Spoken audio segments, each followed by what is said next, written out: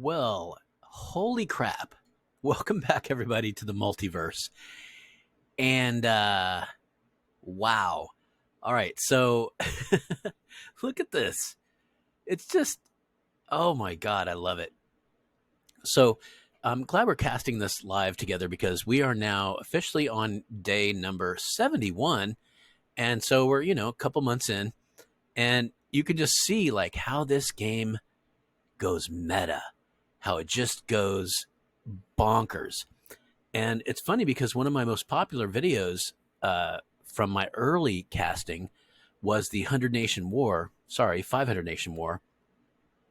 And I think it took off in part because it just showed these giant stacks just moving around. It's really cool to see like 1,000, 2,000 stacks of military might, going head to head. So I can't quite give you that because we have some active gaming going on here. So, I mean, I'll tell you this right now. We've talked about Euclid over here and Bobo together really have a serious amount of power leverage between them. We do know that Euclid down here has a lot of planes and a lot of navy. And not really sure why. Why can I see that? That's Euclid.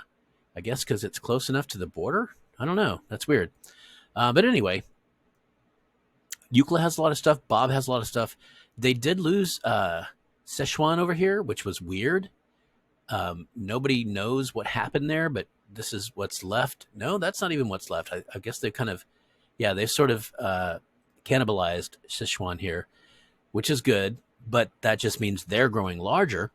And look at this, Euclid is a beast. Euclid has the entire Indian subcontinent, all of Southeast Asia, all of the islands, and Oz itself here of Oceania. I mean, that's pretty intimidating. And there are dangly legs over here, dangly legs, and these guys in some are a threat. Now what they're doing is they're not teaming up into a coalition. So if you look at this, you're like, oh, the universe, oh yeah, 1,000 points, they're winning the game. It's a runaway train.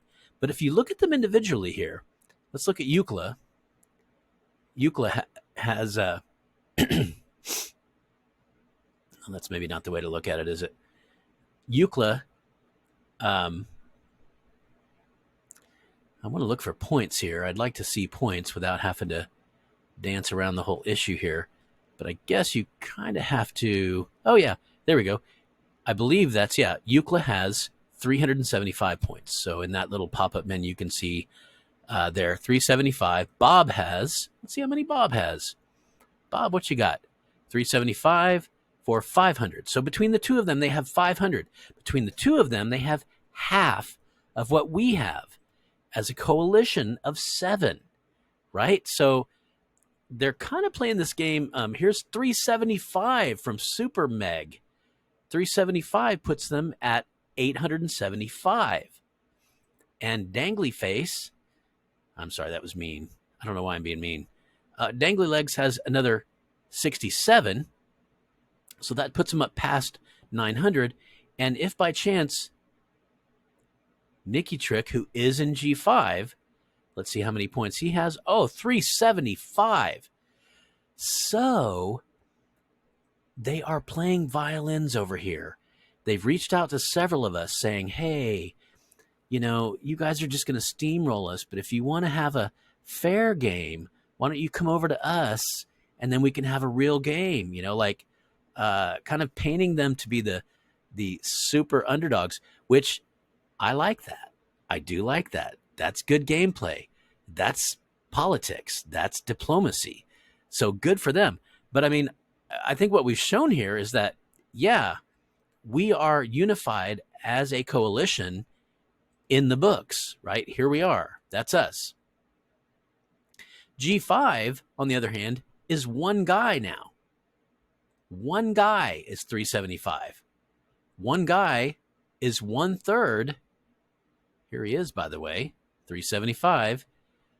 One guy is 1/3 of our power, and there's 7 of us. So, it's like it's time to call the narrative back home. Like let's call it back home. And I did love that we were able to get Ecuador on our team over here. That was a good thing to have happen because he's active and he's a skilled player. But the fact is, with Euclid, Bobo, and Mighty Trick, Mickey Trick, those 3 alone equal our power as 7. So let's not get carried away with the whole lopsided game thing. This is a game right here, and we haven't even talked about America. We haven't even talked about what's going on over here. Now, it is unfortunate.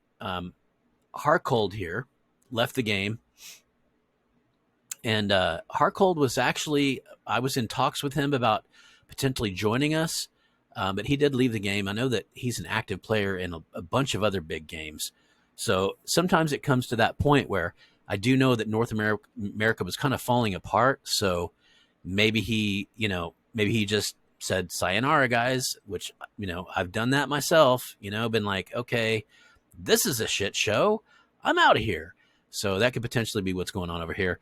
Down here, I am still trying to help out with my fighters, but this is happening with Ecuador here. It also happened a little bit with Benaya. Is they just can't build airfields fast enough for me to be. I don't see. Here's the thing. I do know. I've seen fighters down here. I don't want to run in with my bombers naked, but that's all I can do now because my fighters. That's the furthest my fighters can go. So let me click on these fighters here. You can just see by if I go to this, here I am in patrol. That's my limit because this is the last oil field, right? I say oil field. God damn it. Airfield right here. So, the thing is, like, I can continue to send in-game messages. Hey, would you please build an airfield for me so I can take part in the attacks? For instance, there's some bombers over here on the ground. I could be bombing them. I could be attacking them. For instance, over here, if I grab my bombers, there we go, 47 bombers. They could be attacking these grounded bombers over here, but let's see what happens if I try to attack them on the ground, because that is just out of my reach. It even looks like it should be in my reach, but it's not. So my point is here, I almost just want to fly my bombers somewhere else. I'm gonna take my toys and leave the sandbox. I don't know. I get it. Like, you're busy, you're doing stuff, but like, you have this giant Air Force. Just build airfields. Come on, guys. Come on. And it does look like I think what's happening here is, honestly, with both of these players, especially Benaya here, their morale is getting lower and lower. And I think they just want to shut down this war. And what's kind of happening here, I've noticed with several of these, is what's happening is these neutral side countries are coming in and capturing some of this red territory. So part of what you do is just kind of bomb it out and wait for these neutral territories. This would be Rio Grande do Sul and South Mozambique. Oh, Rio Grande do Sul. Isn't that? Okay. I'm playing in a couple different 500 games now. I'm getting my stuff confused. But yeah, so anyway, the point being, I've spent a lot of time with this giant Air Force down here just sitting. So I might leave the fighters here, 16 fighters, and I might leave 17 bombers. Yeah, I think it's time. I'm going to go ahead and take 30 of these guys and send them back. And the reason I'm sending them back to Europe is, as we have talked about, that's where the threat is. There's been as I mentioned, a lot of talk about, you know, we are the underdogs. You guys are dominating this game. And at the same time, if you look at the points, if you look at the entire sort of picture, uh, it's a pretty close game. Now, that does depend on them working in tandem. It does depend on them working together. Oops. You didn't see that, did you? You didn't see that giant stack of planes. All right, I'm going to send 30 bombers that way. It's going to take 4 days, 5 days, basically, to get there. Yeah, I got some planes over here. I wasn't going to show you, but there's some planes over there. And, oh, goodness, yes. So some planes are developing over here as well. So one of the things I learned, and it's embarrassing that I learned this late in the game, is that you can set rally points. I didn't know that. You know, I'm a gamer from way back, and rally points are great. You just set the rally points, and then whatever you build is going to go to that place. So everything I build from now on is set to rally to that point in Eastern Europe over here. Bada bing, bada boom. And it's a great thing. It really is, because that means, you know, in the past, I would go to sleep, and when I woke up, there'd be, you know, 5 or 6 bombers, maybe 10, and I'd have to route them on their way. But with a rally point, as soon as they're built, they start that path. So it saves a lot of time. It really is a good efficiency sort of tool there. So it does look like I have 4. I'm building straight bombers now. I've got plenty of fighters. So now it's just time to build the ground and pound. And so I've pretty much concentrated entirely on bombers. There was an update recently that fucked things up just a little bit, because it used to be when you clicked on the next territory, like I'm doing now, it would already be on air because I was just on air. But now, for whatever reason, you have to click on air every time, even if you just built there.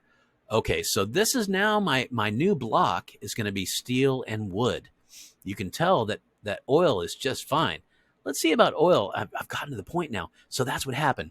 I built straight up industrial towards my energy, and now my energy is soaring. Look at that. 13,000 coal per hour, 2,688 oil per hour. And then even gas, who we don't really care that much about, is 591 per hour. And I can go in there and tweak it as, you know, if I want to. But you can see I'm still lacking these building materials, although you could argue it's like, wow, 3,500 over here, almost 4,000 over here per hour. But yeah, I can do better. And so that's phase 2. Phase 1 was energy, and it's paying off now. You can see I've got an excess of oil. I'm doing just fine with oil. Now I need those building materials. But that's what's happening now in phase 2. So let's just click around a little bit and see what's going on. Here's a wood without any railway. But there is almost a railway, plus 33% production. Here's a wood with no railway. And there is no railway, so I need to build one there. And that'll have to wait till I have more stuff. So, you know, it's funny because this is very piecemeal, but there's a railway building here. I got to remember to come back and build a railway there. Here's a wheat railway building. Here's another wheat railway building. I've told you this. I am going full industrial. Okay. Here's an iron railway building. Here's a wood railway building. Another wood. Same story. All the way across the board, I've been building railways. Here's another wood railway. Here's an iron railway. And all of these, you can tell, these are all kind of got built at the same time. But as you move east over here into, here's a wheat over here, railway, but less developed, right? So I'm kind of just keeping it up. Here's a gas railway, very developed. So I'm just doing that thing. I told you what I'm doing. I'm going full industrial. I'm going 100% coal dust. Let me show you. Here's what I'm talking about right here, right here. Here's a goddamn child smoking a pipe, okay? This is what I'm talking about right here. This is the future of my country. This is what's happening. This is what I want to happen here. I am going full industrial. I am going 100% war machine production. Every one of these territories will have railways, which, by the way, is coal fucking trains, right? Coal. Wait a minute. Is that where Coltrane got his name? Oh, I just learned something. Oh, Coltrane. Anyway, it's, and that coal is actually powering steam. So these are steam engines powered by coal. It's just ridiculous. So anyway, I'm loving the industrial buildup here. And I'm also loving, let's just go over here. Let's just check this out, because here we are at the provinces. So we can go over to what is being constructed, right? So what's being constructed? Level 3 factory. I think these are level 3, level 4. And then let's just go on down to the choo-choos. Look at the choo-choo trains. Look at that. Look at that. Oh my God. What is that? 15, 20, 25, 30 railways? Are we getting to 40 now? Like, look at how many railways. Will you look at that? It's just ridiculous. This should be illegal. And every one of those is going to give me 33% production bonus. Oh my, I'm still going. Somebody count these. Good God. I am currently building, I'm going to say like 70 railways. I've been building them for a while. And then we come down to, let's go ahead and go to production. Production up here. No, that's not going to let me do that. Oh, let's go to buildings. Buildings is fun because what you can do is go to aerodromes, bing, and then production, bang, and then back to the top, boom. So here we go. So we can just take a look at the production right now. So right now I'm only building 4 bombers, but I'm building a lot. Oh, I forgot to mention that. So this is it's not stacking properly, because I know I'm building more than 4 bombers. Maybe I'm not. Ooh. Here's the thing. Okay, here's the thing about rally points. Yeah. Thing about rally points is, in the past, when I developed, say, like 5 bombers, the next morning I'd wake up, I'd go ahead and build bombers where the 5 were, right? Because I'd know where they came from. I know which provinces just completed building. But now, what's happening is, as soon as they're built, here's 2 more. These happened just while we were sitting here. 2 more bombers. So these, 4, 5 bombers? Yeah, these 5 up here, 6, 7 bombers. These 7 bombers just developed, and I haven't built anything in their place. And because of my material shortages here, I'm not going to. So, but what I've been doing, instead of building those bombers, like, remember, everything in this game is delayed by a day or 2, right? So I was going heavy bombers for a while. So here's 7 more on the map. But what I've been doing recently is railways, just going hardcore railways. So once those railways complete, and you saw I had like 60 or 70 railways building at the same time, that's ridiculous. That's just abusive, honestly. But so once those are done, then we're talking, I can go back to production, because what I just did was give a big injection to the economy, a huge injection to the economy. So just about any particular tile you want to click on has a railway building in it. So up here, the steel thing, railway.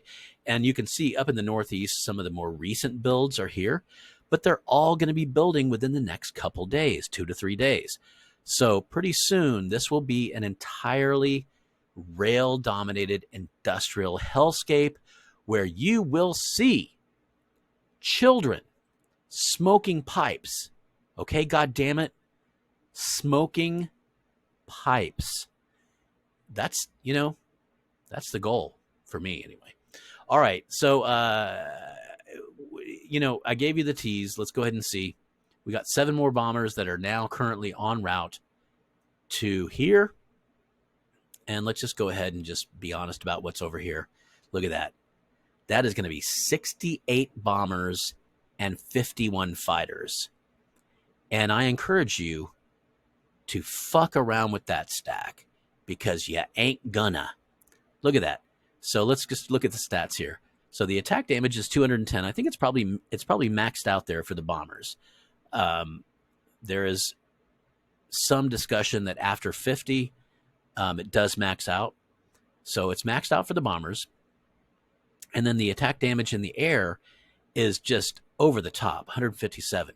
But what that means when you max stuff out is it really means just when you engage, if you lose stuff, you don't reduce in power. Your power stays the same because you're already maxed out. So again, if I maxed out at 50, I'm about to have 68 bombers here. That means I can lose 18 bombers and still be attacking at this same huge 210. So this is where you just wipe out entire, ground armies. And probably, I'll be honest with you, probably what I need to do is divide this into two air forces. So I'll have a north and a south squadron or something, so that I can try to get maximum efficiency for those planes. But anyway, that's fun. I have mentioned that I am bringing back 30 bombers from the other front. And it's really mainly because I think these boys have it under control. To me, if you're not having time or energy to build airfields for the support, that means you probably don't need it, right? I mean, that's the thing is like if you really need the air support, then that's going to be priority one. You're going to build those airfields. So I've kind of thought like, well, should I continue to harass them and say, hey, would you build an airfield? Or should I just leave it up to them? And I've kind of come around to I let Benaiah I left him alone for a while, and I just noticed that he was not particularly well. He's got an airfield here now. Maybe he's caught up. That's the other thing is that you can get battle weary, as you're attacking forward. And Benaiah even mentioned he's like, if I'm coming in with 50 bombers over his shoulder, it's like literally he gets there and it's just a bombed out, wreck of a, what used to be a territory. Like everyone's dead. There's mangled bodies everywhere. There's bricks and debris everywhere. But I will say, like, that does appear to be the only airfield in the region. And that even if I was here, I would still not be able to reach the front over here. Yeah, I'm just seeing for these guys. Oh, there is an airfield here, it looks like. Yeah. Okay. Ooh, that's actually I might have to rethink things here. I'll leave with 30, but this 17, oh, this is good. I need to immediately, do I feel safe there? And this is a reduced air presence, but I think it's good enough. Yeah, I can go there. This is about to die. So I'm going to go ahead and land here. Why?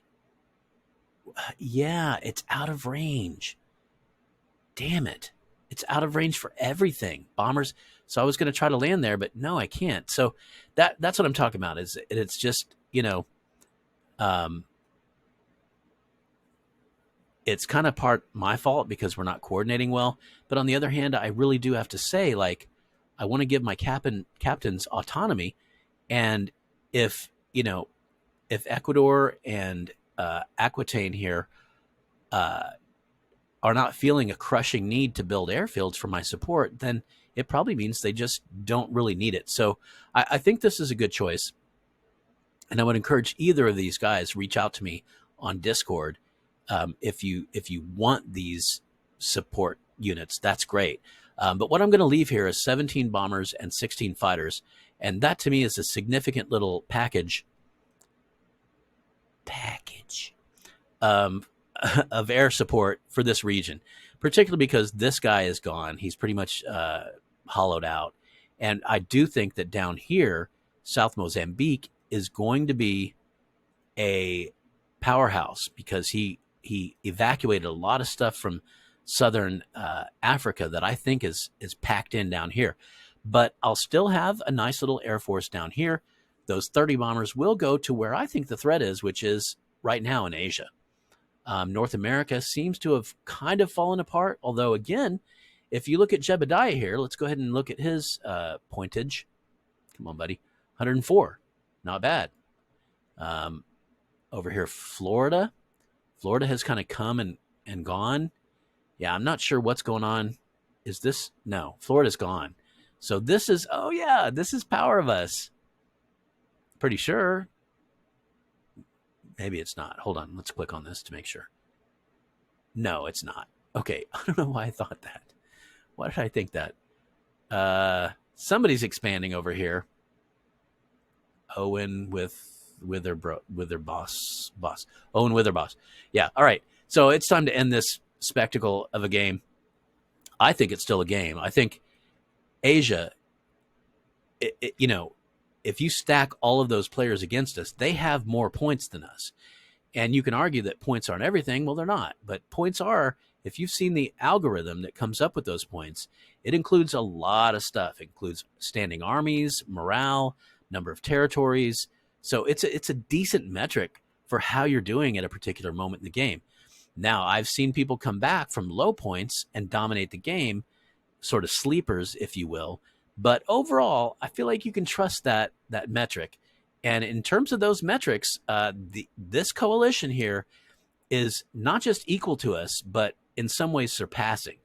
And I will say this, Smitty and I butted heads against Eucla over here. And we both were like, oh, okay, nope, let's not do that. So and you can see here Eucla's sort of yep, he's kind of showing his fangs over here just a little bit with this Air Force, and you can see I've left some fighters over here for that very reason. Oops, and I kind of showed some of the defenses over there. Sorry, Papa Smitty. That's what happens when you're part of the game that's being cast, though. Your victories get shown, but also some of your defenses get shown as well. All right, I'm out of here. This is going too long. God damn it. All right, I'll see you guys next time. Thanks for checking in.